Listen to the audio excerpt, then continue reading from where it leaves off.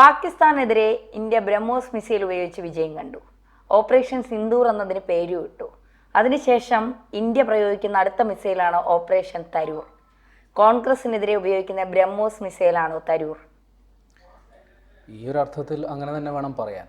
കാര്യം രണ്ട് ലക്ഷ്യങ്ങളുണ്ട്. ഒന്ന് രാഷ്ട്രീയ ലക്ഷ്യം, മറ്റൊന്ന് പാകിസ്ഥാൻ്റെ ഭീകരവാദ അല്ലെങ്കിൽ അതേപോലുള്ള പ്രവർത്തനങ്ങളെ ലോകത്തെ അഡ്രസ്സ് ചെയ്യിക്കുക, ഇന്ത്യക്ക് പരമാവധി പിന്തുണ നേടിയെടുക്കുക, ഒരു വിശ്വപൗരനെന്ന ഒരു പ്രതീതിയുള്ള തരൂരിനെ അതിനെ കൃത്യമായി ഉപയോഗിക്കുക എന്നുള്ളതാണ് ഏറ്റവും പ്രധാനമായ ലക്ഷ്യം. എന്നാൽ അതിൻ്റെ പിന്നിലുള്ള രാഷ്ട്രീയ ലക്ഷ്യവുമാണ് അതിൽ ഏറെ രസകരമായ സംഗതി.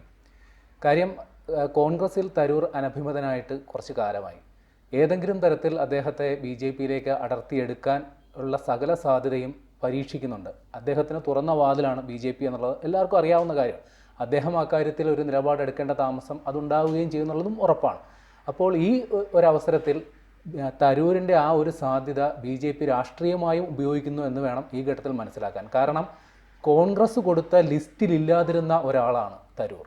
4 പ്രതിനിധികളെയാണ് കോൺഗ്രസ് നിശ്ചയിച്ചിരുന്നത്.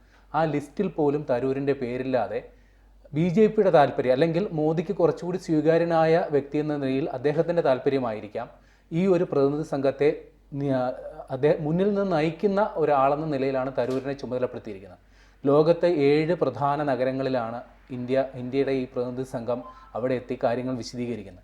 അവിടെയെല്ലാം തരൂരിൻ്റെ നേതൃത്വത്തിൽ സുപ്രിയ സുലെയും കനിമൊഴി അടക്കമുള്ള പാർലമെൻറ്റിൽ മികച്ച ട്രാക്ക് റെക്കോർഡുള്ള ആളുകളാണ് ഈ സംഘത്തിലുള്ളതെന്ന് കൂടി ഓർക്കണം. അപ്പോൾ ആ ഒരു നേതൃനിരയെ നയിക്കാൻ തരൂരിനെ ചുമതലപ്പെടുത്തുക വഴി കൃത്യമായ രാഷ്ട്രീയ അജണ്ടയുണ്ട്. അതോടൊപ്പം തന്നെ ഈ പുതിയ ഒരു ലോകക്രമത്തിൽ പാകിസ്ഥാൻ ഏത് നിലയിൽ നിൽക്കുന്നു എന്നുള്ളത് ലോകരാജ്യങ്ങളെ ബോധ്യപ്പെടുത്തുക എന്നുള്ളൊരു ലക്ഷ്യവും ഇതിന് പിന്നിലുണ്ട്.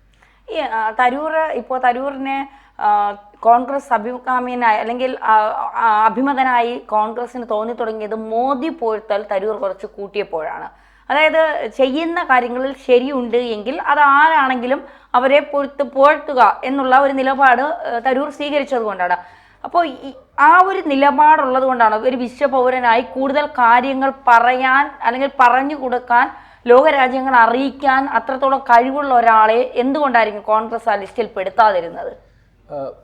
തരൂരിനെ സംബന്ധിച്ച് മോദി ഭക്തി മാത്രമല്ല പ്രശ്നം. ഇവിടെ സംസ്ഥാന രാഷ്ട്രീയത്തിലും അദ്ദേഹത്തിന് ഇവിടെ അനഭിമതനാകാനുള്ള സാഹചര്യം പിണറായി വിജയൻ്റെയും അല്ലെങ്കിൽ CPM-ൻ്റെയും ചില നിലപാടുകൾ അദ്ദേഹം തുറന്ന് സ്വീകരിച്ചിട്ടുണ്ട്.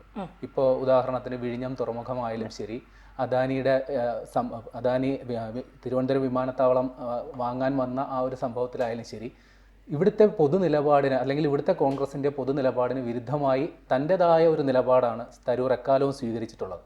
അദ്ദേഹം ഒരു കാര്യം കൂടി പറഞ്ഞിട്ടുമുണ്ട്, ഇനി ഒരു തെരഞ്ഞെടുപ്പ് മത്സര രംഗത്തേക്ക് അദ്ദേഹം ഉണ്ടാകില്ല, പഠനത്തിനും എഴുത്തിനും സാഹിത്യം അതേപോലുള്ള മേഖലകളിലേക്കായിരിക്കും തൻ്റെ ശ്രദ്ധ എന്നുകൂടി പറഞ്ഞിട്ടുണ്ട്. അതുകൊണ്ട് ഇനി അദ്ദേഹത്തിന് ഇനി ആരെയും ഭയപ്പെടേണ്ട കാര്യമില്ല. അദ്ദേഹത്തിന് സ്വന്തം ഇമേജ് ബിൽഡ്, സ്വന്തം വ്യക്തിത്വം പരമാവധി ബൂസ്റ്റപ്പ് ചെയ്യുക എന്നുള്ളൊരു താല്പര്യവും അദ്ദേഹത്തിനുണ്ട്. അത് കൃത്യവുമാണ്. ഒരു പക്ഷേ ഇപ്പോൾ അദ്ദേഹത്തെ BJP അത്തരത്തിൽ പരിഗണിക്കുന്നുണ്ടെങ്കിൽ, ഇപ്പോൾ ഒരു പൊതു തെരഞ്ഞെടുപ്പിനെ അദ്ദേഹം ഫേസ് ചെയ്യില്ല എന്ന് പറഞ്ഞ സ്ഥിതിക്ക് ഒരു പൊതു തെരഞ്ഞെടുപ്പിന് അപ്പുറത്തേക്കുള്ള ഏതെങ്കിലും ഒരു സ്ഥാനമാനത്തേക്ക് അദ്ദേഹത്തെ പരിഗണിച്ചു കൂടായികയുമില്ല. ഒരു പക്ഷേ ആ ഒരു ഘട്ടത്തിൽ ഒരു വിശാല അർത്ഥത്തിൽ കോൺഗ്രസിനും അതിനെ സമ്മതിച്ചു കൊടുക്കേണ്ടി വരുന്ന ഒരു സാഹചര്യത്തിലേക്കും ചിലപ്പോൾ കാര്യങ്ങൾ എത്തിയെന്നിരിക്കാം.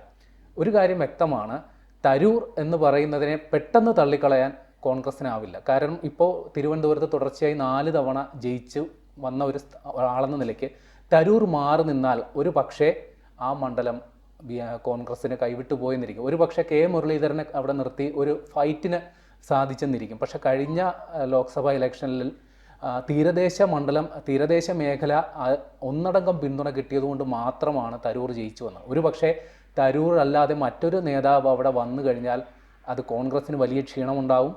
ഒരു പക്ഷേ ആ മണ്ഡലം തന്നെ കൈവിട്ടു പോയെന്നിരിക്കും. ഈ തരൂരിനെ സംബന്ധിച്ചിടത്തോളം ഇപ്പോൾ നേരത്തെ പറഞ്ഞതുപോലെ നിലപാടുകൾ വ്യക്തമാക്കാൻ തരൂർ ഇപ്പോൾ കുറേ കാലമായി ശ്രമിക്കുന്നുണ്ട് എന്നുള്ളൊരു യാഥാർത്ഥ്യം തന്നെയാണ്. പക്ഷെ തരൂരിനെ പോലുള്ള ഒരാളെ കോൺഗ്രസ് മാറ്റി നിർത്തിയാൽ, പ്രത്യേകിച്ച് കുറേ ലോകപരിചയമുള്ള ആൾ, വിശ്വപൗരനാണ്, കുറേ ബുക്കുകളൊക്കെ എഴുതിയിട്ടുണ്ട്. അദ്ദേഹം ഒരു മുഖ്യമന്ത്രി പദത്തിലേക്കൊക്കെ വന്നാൽ ഒരുപാട് മേഖലകളിൽ, വിദ്യാഭ്യാസ മേഖലയിൽ അടക്കം ഒരുപാട് മേഖലകളിൽ നമ്മുടെ സംസ്ഥാനത്തിന് പുരോഗതി ഉണ്ടാകുമെന്ന് വിശ്വസിക്കുന്ന കുറേ ആളുകളുണ്ട്. അപ്പോൾ അത്തരക്കാർക്ക് ഇപ്പോൾ മത്സരിക്കില്ല എന്ന് പറയുമ്പോഴും BJP ഇരു കൈ നീട്ടി അദ്ദേഹത്തെ സ്വാഗതം ചെയ്യുന്നു എന്ന് പറയുമ്പോഴും ഇപ്പോൾ BJP ആ സ്വാഗതമാണ് അദ്ദേഹത്തിന് ഈ പ്രതിനിധി സംഘത്തിലൂടെ ഒരു പിടി മുന്നിൽ വച്ചിരിക്കുന്നത് എന്നുള്ളതാണ്. അങ്ങനെയുള്ള തരൂറിനെ മാറ്റി നിർത്തിക്കൊണ്ട് കോൺഗ്രസ് മുന്നോട്ട് പോകുമോ? കാരണം നയിക്കാൻ ഒരു നേതാവ് കോൺഗ്രസിന് ഇല്ല എന്നുള്ളതൊരു യാഥാർത്ഥ്യമാണ്. കോൺഗ്രസിനെ സംബന്ധിച്ച് തരൂരിനെ തള്ളാനും വയ്യ കൊള്ളാനും വയ്യാത്തൊരവസ്ഥയിലാണ്. അതാണ് വാസ്തവം. കാര്യം അദ്ദേഹത്തെ പോലൊരു വ്യക്തിപ്രഭാവമുള്ള ഒരു നേതാവ് ഒരു പക്ഷേ കേരളത്തിൽ ഒരു മുഖ്യമന്ത്രി സ്ഥാനത്തേക്ക് പോലും പരിഗണിക്കപ്പെടാം എന്നൊരു തരത്തിലുള്ളൊരു നേതാവാണ് തരൂർ. അതിനുള്ള അണിയറ പ്രവർത്തനങ്ങൾ അദ്ദേഹം ഒരു ഘട്ടത്തിൽ നടത്തിയതുമാണ്. പക്ഷേ അതിന് വലിയൊരു പിന്തുണ കിട്ടിയില്ല. നമുക്കറിയാവുന്ന പോലെ G23 നേതൃനിരയിൽ ഉണ്ടായിരുന്ന ഒരു ആളാണ് തരൂർ. കോൺഗ്രസിൽ സമൂലമായ മാറ്റം വേണം, അതായത് രാഹുൽ ഗാന്ധിനെ നേതൃനിരയിലേക്ക് ഉയർത്തിക്കൊണ്ടുവരുന്ന ആ നേതൃത്വത്തിനെതിരെ ഒരു സന്ധിയില്ലാ സമരം പ്രഖ്യാപിച്ച ഒരു നേതൃനിരയിലുള്ള ഒരാളാണ് തരൂർ. ഒരു പക്ഷേ ഗുലാം നബി ആസാദിനെ പോലെ പാർട്ടി വിട്ടു പോകും എന്നുവരെ കരുതിയ സ്ഥിതിക്ക് അവിടെ നിന്ന് പാർട്ടിയിൽ സ്ഥിരമായി ഉറച്ചു നിൽക്കുകയും നേതൃത്വ സ്ഥാനത്തേക്ക് വേണ്ടി അതായത് ജനാധിപത്യ രീതിയിൽ മത്സരിക്കാൻ സന്നദ്ധനായ ഒരു നേതാവും കൂടിയാണ്.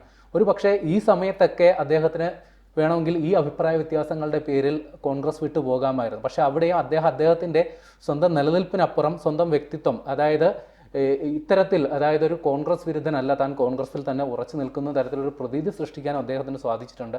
ആ ഒരു ഇമേജ് അതിനെ മറികടക്കുക, അതിനെ കണ്ടില്ലെന്ന് നടിക്കാൻ ഒരു പരിധിവരെ കോൺഗ്രസിന് സാധിക്കില്ല എന്നുള്ളതാണ് വാസ്തവം. ഈ പ്രതിനിധി സംഘത്തിൽ തരൂരിനെ ഉൾപ്പെടുത്തിക്കൊണ്ട് എന്തായിരിക്കും BJP ലക്ഷ്യം വയ്ക്കുന്നത്?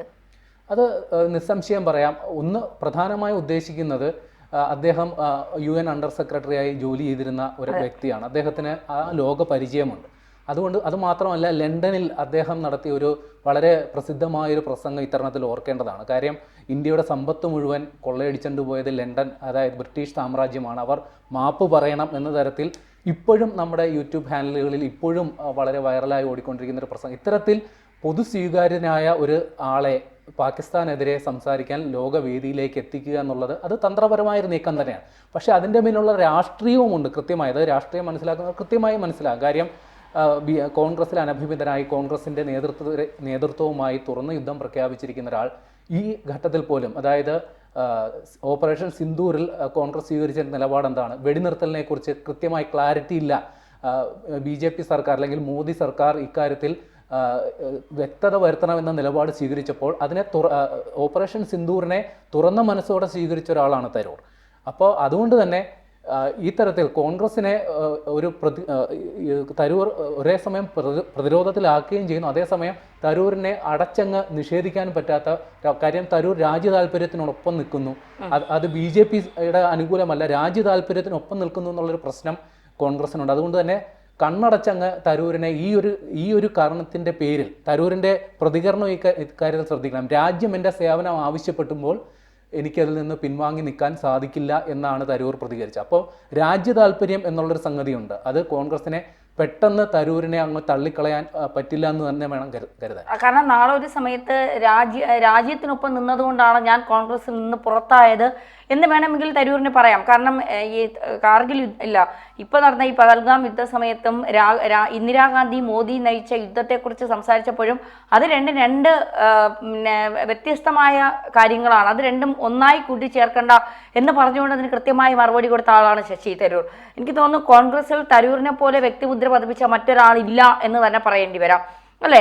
ഏറ്റവും മുകളിലത്തെ തട്ടിൽ വരെ എത്താൻ ഏറ്റവും കഴിവുള്ള ഒരാളാണ് തരൂർ. പക്ഷെ വെട്ടിവീഴ്ത്തലുകൾ, ഗ്രൂപ്പിസങ്ങൾ, ഗ്രൂപ്പ് കളികളൊക്കെ കോൺഗ്രസിൽ സജീവമായതുകൊണ്ടാണ് തരൂർ എങ്ങും എത്താതെ കുറെ കാലം കൊണ്ട് തിരുവനന്തപുരത്ത് MP മാത്രമായി ഇങ്ങനെ ഒതുങ്ങി നിൽക്കേണ്ട അവസ്ഥ വരുന്നത്. തീർച്ചയായും അങ്ങനെ തന്നെ വേണം കരുതാൻ. കാര്യം കോൺഗ്രസ് ഇപ്പോൾ ഉയർത്തിക്കാട്ടുന്ന നേതൃനിരയിൽ ഒന്നാം നിരയിലുള്ളത് രാഹുൽ ഗാന്ധി തന്നെയാണ്. പക്ഷെ അദ്ദേഹത്തിന് പോലും സാധിക്കാത്ത ജനസ്വീകാര്യതയും ചില കാര്യങ്ങളിലെ വ്യക്തതയും, പല രാഷ്ട്രീയ കാര്യങ്ങളിലും രാഹുൽ ഗാന്ധിക്ക് പോലും അഭിപ്രായങ്ങൾ പറയുമ്പോൾ പിഴവുകൾ സംഭവിക്കാറുണ്ട്. അക്കാര്യത്തിൽ പോലും കൃത്യതയും വ്യക്തതയുമുള്ള ഒരു നേതാവാണ് ശശി തരൂർ, നിസ്സംശയം പറയാം. അതുകൊണ്ട് തന്നെ അദ്ദേഹത്തെ ഈ വൈകിയ വേളയിലെങ്കിലും കോൺഗ്രസിൽ നിലനിർത്താനുള്ള നടപടികളുമായി മുന്നോട്ട് പോയാൽ അത് കോൺഗ്രസിന് രാഷ്ട്രീയമായി ഗുണം ചെയ്യുമെന്നുള്ളത് സത്യമാണ്. പക്ഷേ ആ ഒരു സാധ്യത BJP അന്വേഷിക്കുന്നുണ്ടെന്നുള്ളത് കാണാതിരിക്കാനും പറ്റില്ല.